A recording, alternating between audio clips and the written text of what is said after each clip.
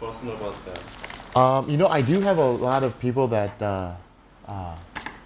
helps, that you know, they help me organize and so forth. But there's a lot of stuff that I need to do, I guess, on my own.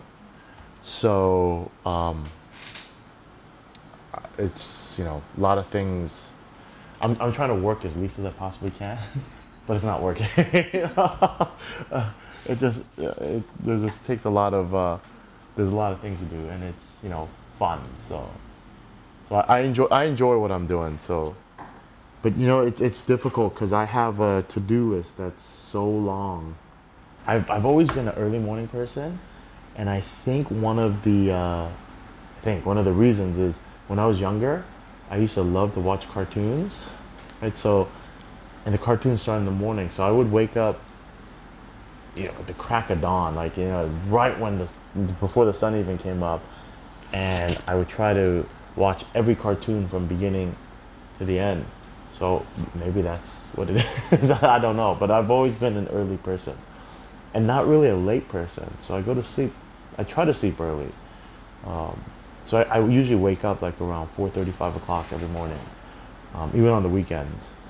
You know, my family came from Korea back in the early 60s, and they had, you know, they came with searching for the American dream. So they came, you know, with nothing. They had no money. They didn't have any kind of resources. So they came looking for the American dream, and, you know, they started working in, you know, odd jobs, you know, or just whatever job they can find between parking cars and maintenance and, you know, stuff like that. So ultimately they ended up saving money, and then going from there, they started a apparel company, a women's missy moderate Korea polyester blouse company that they started, and they did extremely well through the 80s and 90s. And then as the whole world changed, more casual, like you had dress down Fridays, dress down every day, so their business just started to slide off and down pretty hard. So that's really how I came into the business. It was in 1994 is when I started. It was when I started, 22, 23, and I knew nothing. It's actually pretty embarrassing when I think about what I used to say back then. Like, I was like, oh my gosh, I can't believe I used to say these kind of things. I didn't know any better. Maybe ignorance was a good thing at that time. Didn't really understand the youthful spirit coming in with their experience and helping it, you know, push it for another opportunity. Really helped take the company to, you know, figure itself out and find out how do we survive. And so we started taking, you know, little steps here and there to change the product. We started selling everything we had that had value. So by 1999, the company became healthy, or it started becoming positive and started going in the right direction. So from there, you know, what I realized is I love the business, I love the apparel, I love the whole industry, and I love this category. It's just the product that we had was just not consistent with my lifestyle. You know, I have a message I want to share with the world, and I wanted to, you know, do something much bigger, and I needed a bigger platform and event opportunity to speak to people and to touch people and interact with them. And a lot of people had, you know, questioned my decision, saying, you know, why do you do this? You should just stay focused on the family stuff. You can make a lot of money. You can make a big business. And, you know, for me, I was like, you know, it's not the money. It's not just the money that I'm looking for. I want to be able to talk to people and communicate with them and share, and then really focus on Hudson only. And then from there, 2008, I realized, started looking for other partners to help bring more. And the partner is Fireman Capital Partners, who the main person there is Paul Fireman, he's the founder of Reebok. So that's kind of like where I've come from, history of my career, start of my career, and where I am today.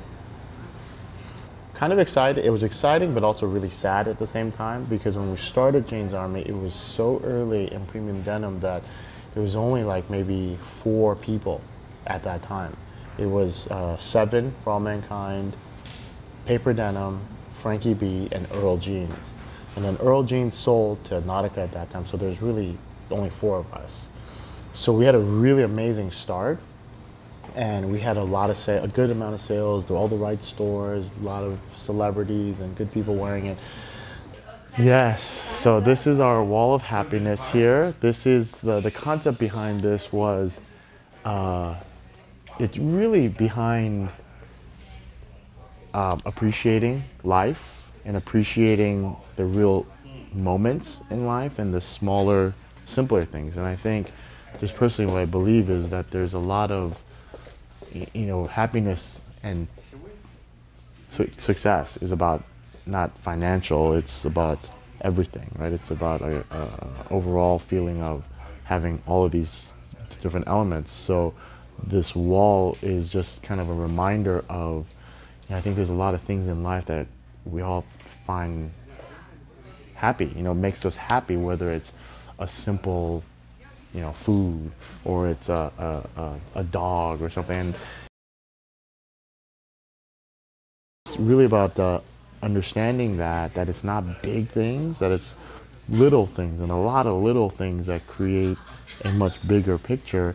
So it's reminding people and sharing with people what makes you happy, and again, it's these little tiny moments in life that I think we take for granted and we don't really appreciate as much as we should.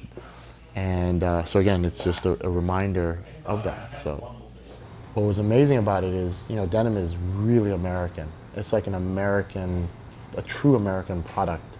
The concept of denim and the fabric of denim is living, it's breathing, it's moving, it's unstable, it's really a dynamic fabric, and that makes it an extremely exciting thing to work with, because there's absolutely a fine balance between art and science of how to create a denim or product that's just a perfect fit, but still makes you look and feel sexy and cool. And so that's why Hudson stayed in denim. Our mission, the Hudson mission, and is to lead and inspire a better today for a better tomorrow. So through the Hudson way of life. And the Hudson way of life, we've broken down into 3 major pillars. And so the first one is to be to live an independent, full, and passionate life based off of free thinking. The second pillar is to create positive energy and to share and empower others with that positive energy. And then the third pillar is to create community through our effective efforts. So this is really, in a nutshell, the 3 pillars of what creates this Hudson way of life. So the main message that we're trying to really share and inspire people to do is envision. What I want is when people put on Hudson jeans, that they feel like, what, this is who I am. I walk to my own beat, I do my own things, and I live my own life, and it's a great life. I love life. I love everything about it, and I'm going to do everything I can to maximize it. So that, to me, is the ideal Hudson person. 벌거숭이 임금이라는 그 동화가 있듯이, 벌거숭이 임금을 만든 그 꼬마가 그 전무후무한 최고의 디자이너라고 생각을 합니다. 열심히 하는 사람이 이길 수 없는 사람이 즐기고 있는 사람이겠죠. 항상 너무 재밌었던 것 같아요. 저는 지루하지도 않았고, 저는 진짜 이 일 아니면 다른 일 못할 것 같거든요. 그러니까 얼마만큼 자기가 이 일을 좋아하느냐에 따라서, 저는 좋아하니까 할 수밖에 없는 거고, 그러니까 하다 보니까 더 잘하고 싶고, 그러니까 항상 끝은 없는 것 같아요. 항상 노력, 무조건 노력, 열심히 작업하기. 네. 사실 수없이 저한테 이제 질문을 해봐요. 패션이 뭔가.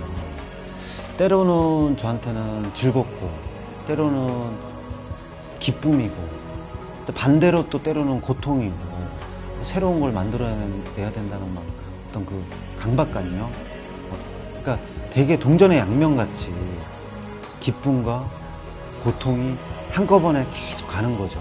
근데 중요한 거는 끝까지 나와 함께 가는 거예요.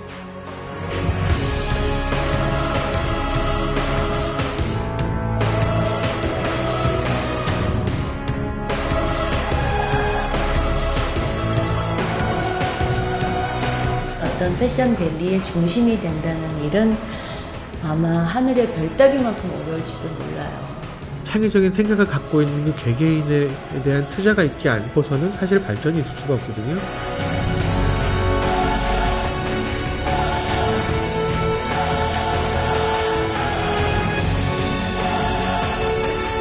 미국의 어떤 문화적인 요소를 반드시 우리가 하는 사업 비즈니스 안에 넣어야 된다라는 거죠. 한국 패션을 대표하는 스타 탄생이 있어야 된다. 그 자본력과 어떤 그런 유통적인 힘을 바탕으로 해서 머지않았다고 봅니다.